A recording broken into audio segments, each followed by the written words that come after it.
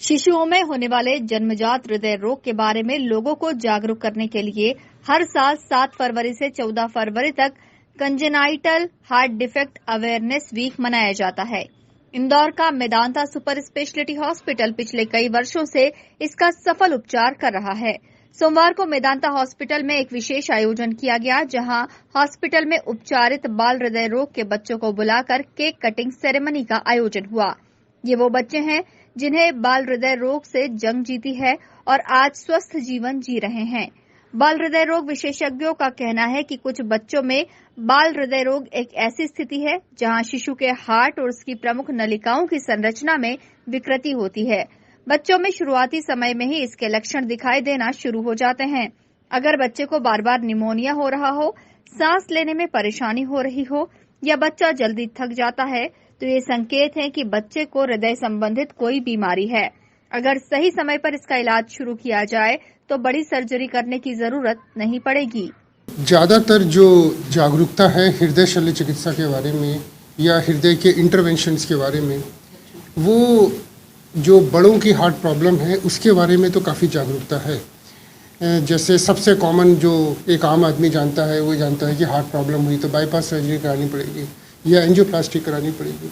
ये सारी बीमारियाँ उम्र के साथ धीरे धीरे शरीर में होती हैं और एक समय में इसका कई बार इलाज करना पड़ता है।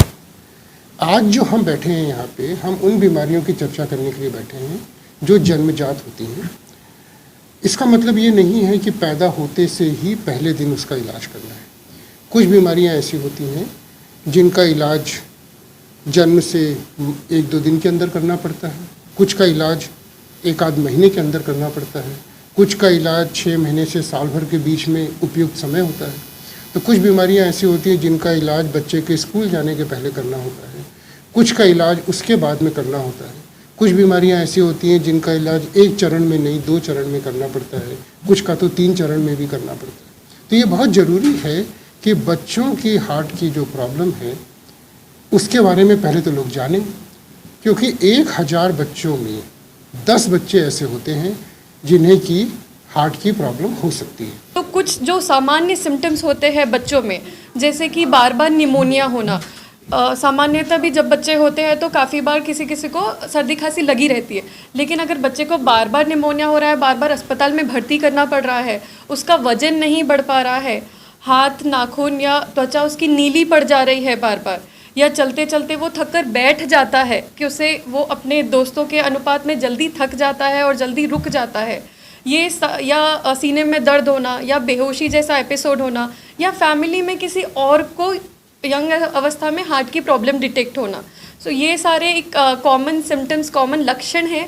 मैं कहना चाहूँगी कि जब ऐसी स्थिति है तो हम डेफिनेटली हमको आगे एक इको की जांच के लिए या जो विशेषज्ञ है उनके परामर्श के लिए जाना चाहिए। फिलहाल इन दिनों बड़ों के साथ ही बच्चों में भी हृदय से संबंधित रोगों की संख्या तेजी से बढ़ रही है, जो कि एक चिंता का विषय है।